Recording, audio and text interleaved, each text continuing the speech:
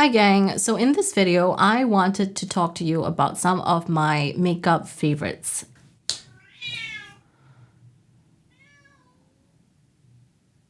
Even though I really enjoy these products, what your preferences are will be dependent on a variety of factors, such as your age, the climate that you live in, your specific skin concerns. I think it's important to think about where the person is coming from, whether it's me or anyone else. If someone really raves about a product, do they have fuller brows than you do, and they're using a specific product and their brows look wonderful, but for you maybe you have sparser brows and you need additional products in order to achieve that look. So that's kind of what I'm saying. All right, so the first thing I want to do is cleanse my face. This is my favorite cleansing cleanser. It doesn't necessarily get rid of waterproof makeup very well, but it feels very refreshing, and I like to prep my skin with this or finish up the makeup removal process with this because it feels great. This is the S2 Cucumbers Soothing Calming Micellar Cleansing Water. Very long name. The green one. And it has this little pump. When you get it, it's going to be closed shut, and then you just turn the top. And when you turn the top, it allows the pump to work. When you close it, the pump doesn't go down. So that's a handy feature. And then, yeah, so you just press down and the product comes out and you have your cotton pad. I'm going to try to put some of this on TikTok. But cutting the footage for TikTok is confusing because of the aspect ratio. I film primarily for YouTube, so it's always this 16:9 horizontal video. And then when it comes to TikTok, it's this vertical thing, and then I have to crop out a lot of stuff, and I don't know. Next, I'm going to go in and do my brows. I also haven't figured out how to get the mirror just right for these things. So this is a clean spoolie, and I'm just combing my brow hairs into place. When I look back at footage of myself, I realized that this brow is a lot higher than this one. I've run out of product for this, but I really do like this as a base outline for my brows when I start. This is the L'Oreal Skinny Definer Brow Artist Pencil, and this was in a lighter shade. This is, I bought this when I had lighter hair and it's totally gone. So I can't use it. I'm going to try something else. I usually like to do a little outline of the base of my brow first. And then the top. And I like to kind of cap the top where I don't have a lot of natural brow definition. It takes a lot of time for me to get them right. Next, I have the NYX Lift and Snatch Brow Tint Pencil. So this is to draw little brow hairs and have them really defined. But with this, when I first go in with it's too pronounced and too dark. But if I brush it out with a spoolie afterwards, it gives me the effect of having hairs where I don't actually have them. So I mostly concentrate the drawing of the hairs in the places where I actually don't have any hair. Where I have some hair, I just leave it as blank as possible.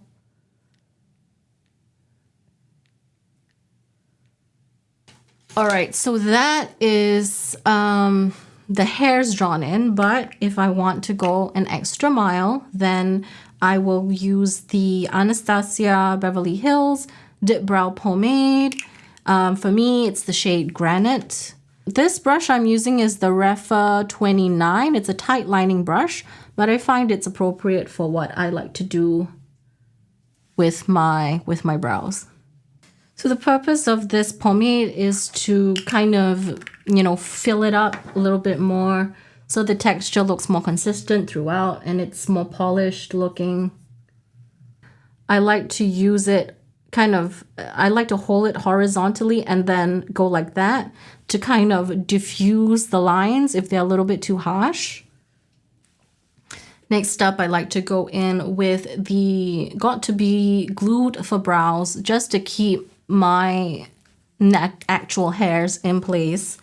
I don't recommend you using this product before you put in any color because when it dries down, it creates a sort of texture that makes it difficult to go over with a actual brow pencil or pomade or anything like that. So I always do this after I apply all of the products. After that, I just go in with a Q-tip and clean up the edges if there are any obvious messes. Next up, I like to go in with my eyeshadow. I think that's just easier because if there's any fallout, I can clean it up. So the first step when I do my eyeshadow is always prime with the Urban Decay Eyeshadow Primer Potion, the original formula. I don't really like the Eden formula because it tends to crease on me throughout the day, even in a drier climate. So I just prefer this and I don't see as much creasing. So I smooth that out. And I also drag what's left over under my eyes. When it comes to eyeshadow, I guess a lot of this is, you know, dependent on how you like to work with your shadows. Do you like to build the shade up slowly or do you like full impact? My personal favorite when it comes to the matte shadows would be the Melt Cosmetics. Usually I like their mattes a lot. And I like them because they're very intense and high impact, and I'm just, I just prefer, you know, working with a high impact shadow. I just use a lot, like very fluffy brushes to go in with them. So when it comes to Melt Cosmetics, I will say that I'm not a fan of their shimmers.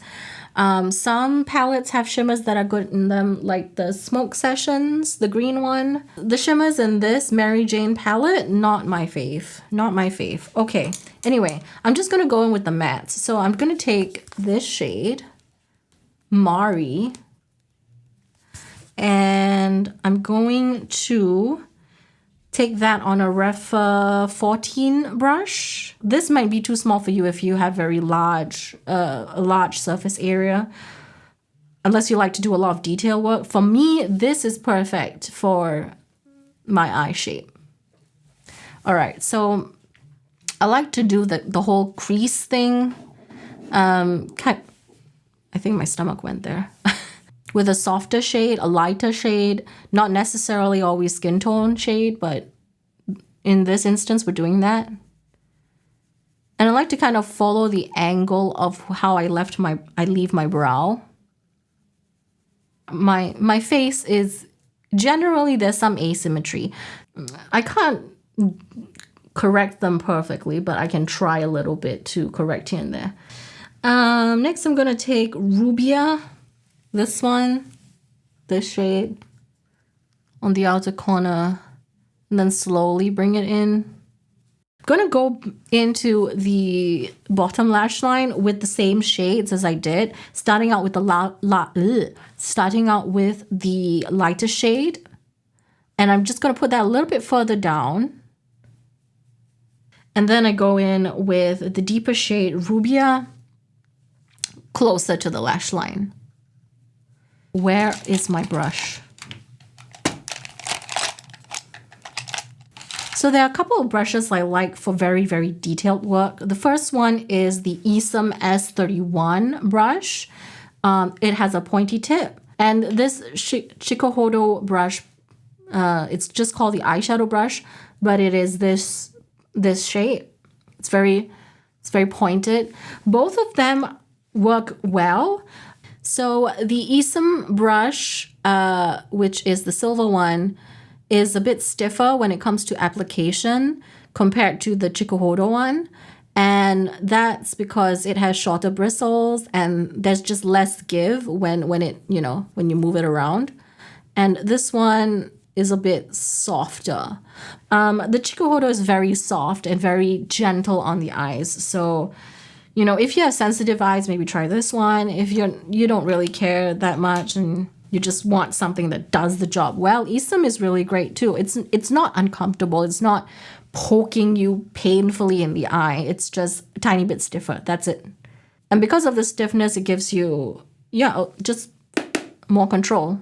Next up, when it comes to super shimmery shades, right? Flaky shades that do have a lot of fallout. I love to use this primer. This is the NYX Glitter Primer. Just wonderful. I was resistant at first. I was like, I can just wet my brush and use the Urban Decay Primer Potion. But after I used it, I can see why people love it. It is really great. It is very tacky. But it does dry down, so I suggest doing one eye at a time before the formula totally dries down, so you can like have the full impact. When it comes to shimmer shades, I love Devinah Cosmetics shadows or pastel roses. Those do that company does really nice shimmer shades too. Glam Shop is another one of them. Okay, I'm gonna go in with the shade Sweetie Sunbeam. Now I'm gonna apply the NYX Glitter Glue first. I don't usually do any sort of defined cut crease kind of thing. I just diffuse it in as much as possible. So I pat in the glitter glue, then I go in with the shade with my finger. I wanted to talk a bit about the Devinah Cosmetics formulas. While these shades are very, very, very beautiful and pretty, some of them seem to pop out of the pan quite easily. I've had several of these shadows kind of fall out of the pan as I'm storing them in, this way, like a book. Several of these shades have kind of like fallen out in a whole chunk out of the pan. So it's a pain in the bum. And I don't like it because that means I can't travel with them. Okay, I'm going to go in with Rubia again in the inner corner of this eye. Just a teeny tiny bit. This is my version of a halo eye. I don't do a very stark, like center cut and all of that. But I usually layer the matte on top just so that it has that gradual fade into the shimmer. I go over the edges again a little bit if the shimmer has overtaken kind of the outer corner too much. And I kind of sweep it inward this way. For the inner corner, I feel that this Chikuhodo brush is great.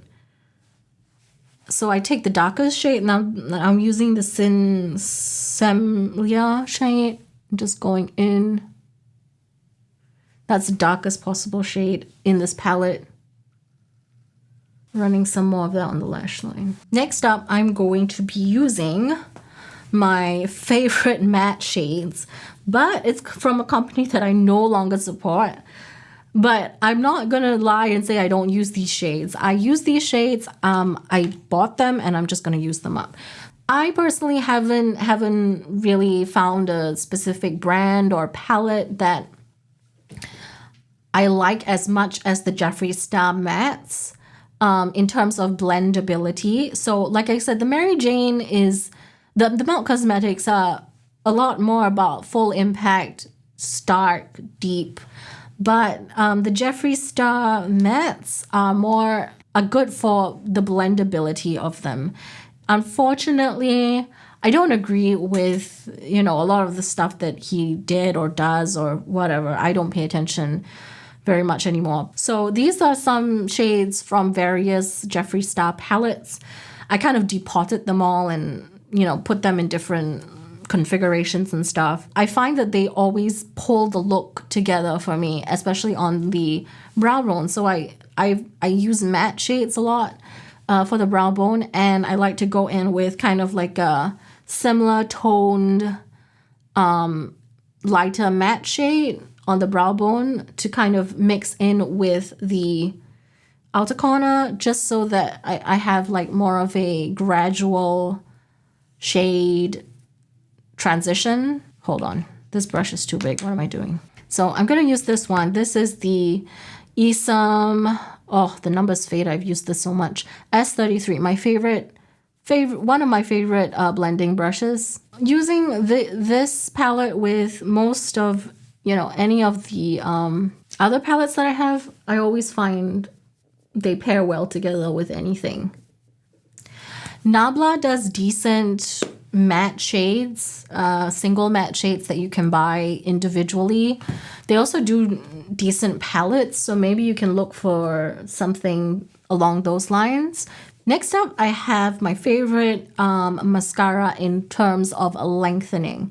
Again, this is very preference specific and use case specific. So I naturally don't have very long, fluffy, curly lashes. The curls that I have at the moment in my lashes are because I use the Lash Lift Kit.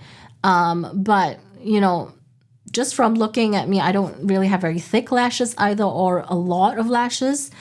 When it came to finding a mascara that would actually hold a curl throughout the day in humid weather, this was the only one that could do it well for me. And this is the Heroine Make Long and Curl Mascara. There's also a Volume and Curl Mascara. I sent that to Lauren Luke, Panacea 81, and she didn't like it at all because her lashes are already thick and full, and she wanted to give something that gave it even more of a boost. And so, yeah, because our lashes are different, we don't like the same mascaras. And the mascara that she really liked, I can't remember, it was NYX something. I bought that mascara and I didn't like it at all. It didn't hold my curl at all. My lashes just kept drooping. It wasn't good. So that's why I say, when you listen to influencers or you listen to, tutorials, people recommending products, take it with a pinch of salt, because it really depends on what the person naturally has and the conditions in which they use their makeup. Do they wear the makeup for a long period of time? Do they only wear it for a few hours with a lot of activity where there's sweat involved? For me, this adds a lot of length. So I'm going to use it, and then I'm going to layer something else on top of it to give me a little bit more volume. If I hadn't lifted them, then I would need an eyelash curler, and I would need to heat it up with the hairdryer before curling them. So, editing Clara here.